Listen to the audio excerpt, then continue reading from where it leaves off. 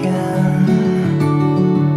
When the stars are aligned, we will dance in the meadow on our favorite place when spring is coming.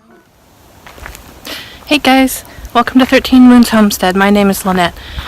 I'm outside today because it's such a beautiful day after having about a week of snow and ice and cold weather that we're not used to around here.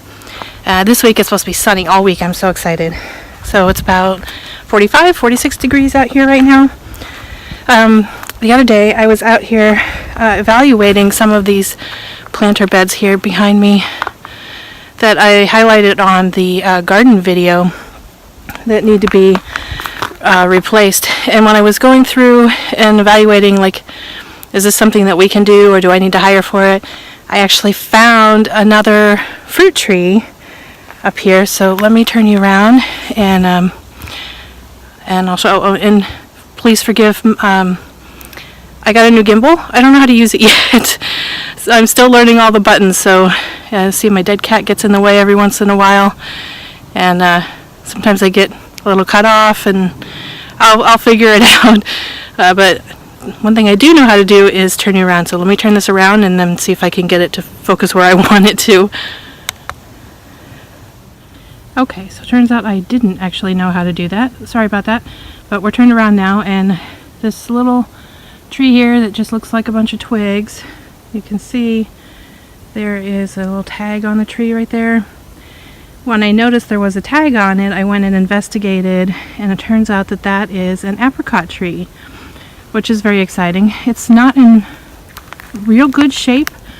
The bark is off of like one whole side of the trunk, so I'm gonna do some research or consult a professional or something and see if I can figure it out.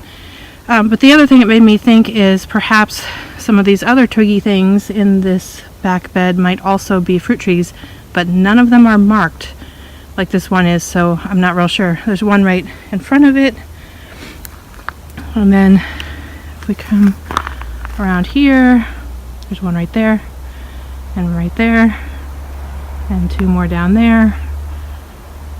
So I'm trying to see, at least one other one has a graft at the bottom, so I'm thinking that's probably a fruit tree, but I have no idea what kind. Certainly was not in fruit when we got here in September or anytime since. Maybe there's another one with a graft at the bottom. Some of these other ones don't seem to have a graft, but they could have been just bare root trees. They look pretty young. Like, I don't know, that doesn't look like a very old tree. So I'm not sure what to think. So I think I'm not going to be able to dig out this whole back bed area until I either remove them and pot them in something else, or decide I'm going to give them up, whatever they are. So that was an exciting find. We potentially have as many as 1, 2, 3, 4, 5, 6, 7 more fruit trees that I didn't previously know about or talk about in the orchard video that I already did. So I wanted to update you on that because that's potentially very exciting. And then I'm also excited because this week my son is coming with his boss. His boss is an arborist, and they do landscaping type of stuff, and so this is their off season. They really only have kind of emergency calls right now and a few other jobs that can be done in the winter, but they have open time, so they're going to come and stay for 2 or 3 days. And that area way up in the back there at the top of the little ridge behind those rhododendrons, you can, where the garden area is, if you go watch the garden videos, you'll see the satellite dish that's up there. That will be the back end of the garden that stretches all the way to the trees up the other end. It doesn't look like much from down here, but it's actually a pretty big space, and it's one of the few spaces where we get a lot of sun. So also hidden behind there that you can't see, you can kind of see a little blue tarp peeking through. It's covering one of 3 old dog runs that are completely overgrown with raspberries, and in one of them there's junk stacked, and 2 of them there's firewood stacked. So all of that, hopefully all the fencing will get taken down, all the stuff hauled out, and that whole area, I hope will be cleared, so I can actually get a good measurement on how big it will be. It'll be basically, I'll take it from tree line to tree line, and then from tree line to the edge of this little hill here, and then we can start thinking about fencing and building some raised beds. And then these beds down here, we're going to tear out and redo this whole backyard area. It all needs to be redone, but that is not first on the list. So then what I really wanted to get on and talk to you about today is seeds. So I'm going to take you in the greenhouse, and we'll explore and see. I want to show you the new seeds that I got. I really kind of can't wait to open them. So we'll be right back. So we're out in the greenhouse, and for those of you who have been keeping up with me, I've not yet cleaned this whole side of the greenhouse. It's something we still need to work on. But the tables that we set up over here, we took the barrels out, and I just got some, sawhorses to set up the tables for now, and that will work fine for what I need to do to get seeds started. So I've been collecting supplies. So I've got a couple of, there are 2 outlets along this wall that are down below the table there. Can't reach them very well, so I got a couple of power strips that have covers on them. They don't say indoor outdoor, but I think they're going to be a little safer than normal ones. I've got some heat mats for the seed trays, and some grow lights for once they sprout. I've been watching so many different YouTube homesteaders and gardeners, and learning all of their tricks and tips. So hopefully I'll have some successes after employing some of what everybody's taught me. These are soil blockers. I don't know if you've seen them before, but this is a whole system of them. The blocks from these, once they've sprouted, and actually put them into one of these soil blocks. And then these soil blocks, if you start with these, or even after it's been transplanted from a small one, these soil blocks will fit inside a soil block made with this, because it's got that big square thing to fit. So anyway, that was probably not a very good explanation. Other people have explained it better, but I have that anyway to use. I'm trying to avoid as much plastic as possible, and I just don't want to make that many little paper pots. So hopefully these will work for me. Those 2 red boxes back there are just some lights that I plan to hang up here in the greenhouse, just for ambiance. And then on the, I think it was Living Traditions channel, they were using a cement tub to put their seed starting mix in to fill their soil blocks, which I thought was a fantastic idea. Kind of keeps it contained and up off the ground so I can work on a tabletop. So I've got seed starting mix there, and the cement mixer. Got my little thermometer and humidity thing. I'm realizing, looking at this, that it's the same temperature in the greenhouse as outside of it, so I definitely need to do a better job of heating it if I want to germinate seeds in here. So I do have the little heat mats, so that will help. And I do have a heater I can put in here. I don't want to run it overnight if I can help it, so I'll do a little more research. And then for transplanting out into the garden, I'm going to do raised beds, but I'm torn on whether to cover the ground and put the raised beds on top, or if I can leave them exposed. Soil tester thing that might tell me a little bit. So I will probably play with that in the garden area to see what I think, but I'm prepared to lay down a giant like billboard tarp or something and just cover it entirely. But I might also use like the kind of landscape fabric that Kevin and Sarah are using over at Living Traditions. So choices to be made. And then I did get these little trays to put soil blocks in, and they have the domes to help get them started germinating. And then we picked up some bulbs. My husband in particular, he loves photography is his hobby, and he likes dahlias. They come in all kinds of shapes, sizes, and colors, and peonies is one of my favorite flowers. So we got those. And then here's the seeds. So let me get set up with the camera in a different position, and I'll show you what I have for seeds. Okay, I've got these all sorted out, I think.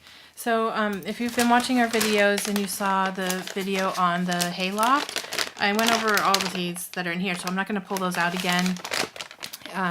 Quite a variety in there. That was one of the, or some of the earlier seeds that I bought because I actually bought them from a store rather than ordering them online. And everything else I've ordered online. Most of them from Baker's Creek, some of them from Territorial Seed. I think I have made 5 seed orders now, and what I have here today is still not all of them. There's some waiting in my post office box. I think I'm going to be done. I clearly cannot start all of these seeds this year, but I was starting from none. I haven't gardened in about 2 decades, so I just bought what I wanted to buy. I had the money to do it this year, so I figured these will last multiple years, most of these things, and I can decide what I want to do. So I kind of decided this year, since it's going to be kind of a giant experiment, but I do want to get something out of it. I want to plant enough that even if I have failures, which I will have failures, that I'll still get something out of it. And one thing that I have grown a little more consistently over the years is herbs, usually in pots, on the front porch, back porch, whatever. So I'm fairly confident I can have some luck with those, although I did not grow those from seed. I bought plant starts for those, so we'll see how it goes. But if the garden beds actually get cleaned out this week and I can get supplies and get some raised beds built, then I have a prayer of actually having a garden at all. So I'm excited about that. I think I might be able to get some in. So I kind of decided this year I'm gonna do a little bit of a lot of things. So I am going to try quite a lot of these seeds, I hope, if I haven't run out of time. I need to look at my, I got one of these nifty things from Baker Creek, the Clyde's garden planner thing. This is a really cool thing. If you haven't seen this, you should definitely check it out. It's only a couple dollars at Baker Creek, and there's a video on YouTube that Clyde himself shows you how to use it. But basically, this has a little pull thing, and you pull it out and set where your last frost date is, and it tells you down the side when you should be placing things, when you should start them and when you should place them out in the garden, and lots of other information on here too, things that should be planted near each other, and that's one side is for spring and the other side is for fall, and there's instructions in here. Super easy to use and really, really useful. Like, there's a ton of information just on this little thing. So I kind of decided this year, since I want to do a little bit of a lot of different things instead of having really big crops of a few things, that I'm going to do garden beds kind of in themes. So like I have several vegetables that are purple. So I'm probably going to have like a purple bed. And then I have, I picked up this pile is all medicinal herbs. I'll probably have a medicinal herb bed. Let's see, echinacea, another coneflower, dill, white horehound, yarrow, chamomile, mullein, Oh, and sage. I got this, and some of these other ones actually to use to make smudge sticks. So I'm kind of excited about that. And then I also have somewhere, although it's not out here, a packet of white sage, which I'm really excited about. And then I have the more culinary herbs. You know, parsley, sage, rosemary, thyme, oregano, all that kind of stuff. Dill. Some of those are interchangeable, but that will probably be two beds, and I'm going to have some of those things hopefully in pots in the greenhouse year round if I can figure out how to heat it in here a little bit. Or some of them I'll take in when the kitchen is done. I'll have some space to have at least some of the culinary herbs that I use the most. And then for seeds, like I said, I've got a bed, or I hope have a bed for like the purple vegetables, and then I'm going to put up some trellising and for some reason I bought quite a lot of squash seeds, so I'm hoping that some of these can trellis. I've got this really, just because it's kind of an odd shape. I like weird and unusual and odd things, so I got, that's the kind of seeds I got. I got this really, warty one. And I did get kind of a traditional zucchini because we use a lot of that. Buttercup squash because I've never seen that before. What's this one? This one also has an odd shape. And then this one is different. I've never seen that before. And this one. And then I got a couple of cucumbers. I got some gourds. Tennessee dancing gourds because, who doesn't want to see a gourd dance? That's just cool. And the loofah gourds because that's fun. If it works, it's fun. So we're going to try that. Apparently they grow really easily, so I'm hoping that can be kind of one of our successes. Cold weather crops. Broccoli is one of our favorites, so I got a pretty traditional looking broccoli. And then I also did get a Romanesco because that's way cool. It's like alien vegetable. The red cabbage will probably go in the purple bed. And then just kind of actually it's kind of a small one, I think, a littler cabbage.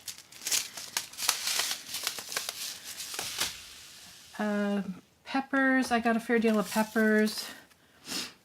I don't really like spicy things, but the rest of my family does, so I actually got several spicier peppers in hopes that I can make my own chili powder. So I have a cayenne and a pepperoncini, and then these things because those are way cool. And then I also got, here's one that's going to go in the purple bed, and here's another one that'll go in the purple bed. I did not actually get a traditional green pepper or yellow or orange red pepper. And tomatoes, I have quite a variety. I would say if I was going to plant a lot of something, it would be tomato. Just thinking about the amount of tomato sauce we use, it's a lot of tomatoes. But these ones are fun. Cosmic Eclipse, it's very cool colors. And the stripey on there, that's very cool colors. My personal business is dyeing yarn and fiber, and I so want to take some of these colors and put them on yarn, and I probably will. These are they're just very neat looking. This one's all stripey yellow and green. There's another red and green. And then here's a variety pack that I picked up in a garden store, I think. What's this? Oh, beans. I bought a lot of beans. I don't think I'm gonna grow this many beans, but This one, I don't even remember what it looks like, but it says it's a bean. These are very cool. They're the 1500-year-old cave beans. Those just look like interesting, you know. Golden butter wax, kind of a more normal one that my husband I know will like. This one will go in the purple garden, King Tut purple. This is very cool looking. I've never seen anything like it. And these I'm so excited about. They're really long. I can't wait to have them. I hope that they work and they grow nicely on a trellis. And then the dragon tongue beans, which things with the name dragon in them will probably be another bed. I think I have several things. Dragon is a theme for me. My yarn business right now is called Willamette Valley Wool Company, but when I first started it was called Dragon Knits. And sometime I'll show you the tattoo on my leg. It's actually a giant dragon knitting. So we'll probably have a dragon bed for fun. And then I've got a couple carrots, this little kind of round fat one, and the red ones that will probably go in the purple bed.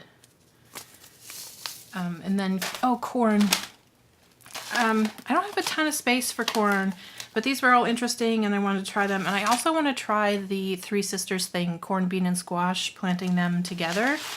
The idea is that the corn stalk supports the climbing bean, and the bean puts nitrogen in the soil, and the squash plants, because they have such large leaves and they spread out, it's a natural mulch and it keeps the weeds down. So I got this little, I think it's a popcorn, and that might go in the purple bed. I'm not going to plant a ton of these. We're just not going to get a lot of corn because you only get 2 or 3 years on a plant, I think. I just want to see what works, or if any of them work. This one, just again, very cool looking. And then, of course, who can pass up glass gem? Because this one, I believe, I have to look it up, but I think you can do everything with this one. You can eat it fresh, you can dry it and grind it, you can use it as a popcorn. So we'll find out. I will look it up. Okay, and then the fun part, I have more seeds in here that I don't even know what they are yet. It's still all sealed up. I waited. So let's open this. Let's see. Every time I watch everybody else's videos, I get ideas for more seeds that I want, things I want to try. So I thoroughly blame Jess from Roots and Refuge and Serena from You Can't Eat the Grass and probably a few others. Let's see what we got here.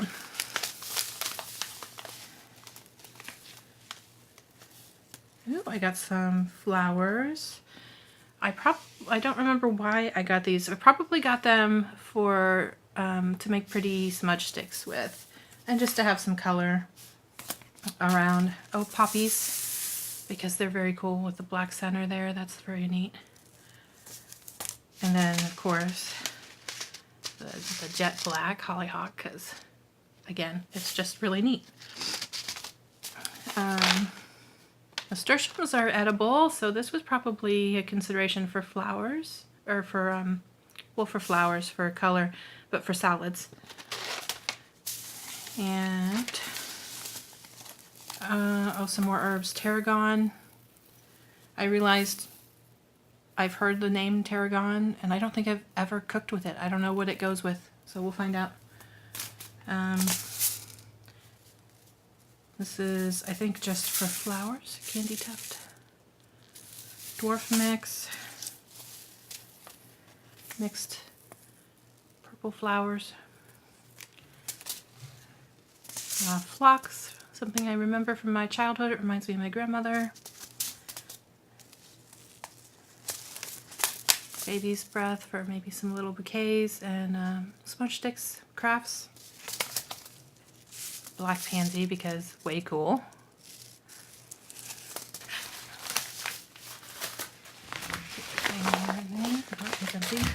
And one more envelope.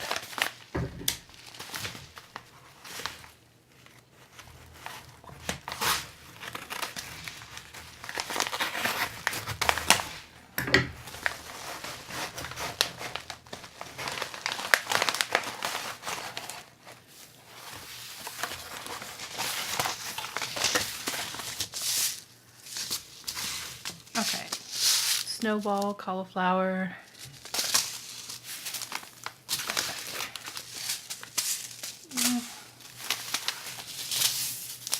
Some more herbs. Let's see, that's medicinal. Purslane. A salad green.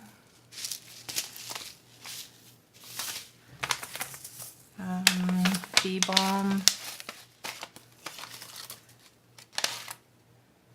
Oh, I got these too. Very cool looking.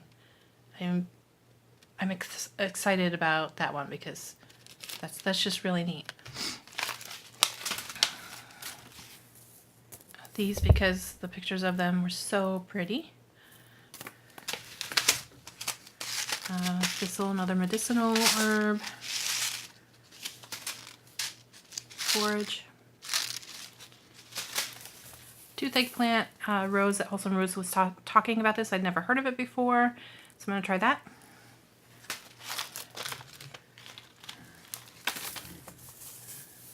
Stinging nettle, another medicinal. Hyssop, anise, medicinal. Mullein, which I think I already had. I apparently double ordered it. St. John's wort. Plantain. Mugwort. Another plantain, different one.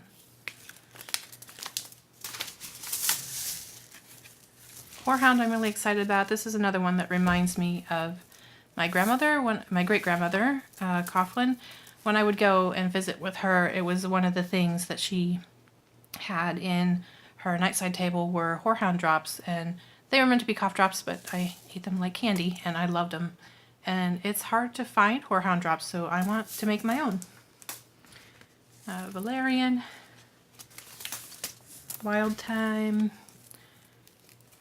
This I'm hoping, I think this one is a creeper. Yes, also known as creeping thyme.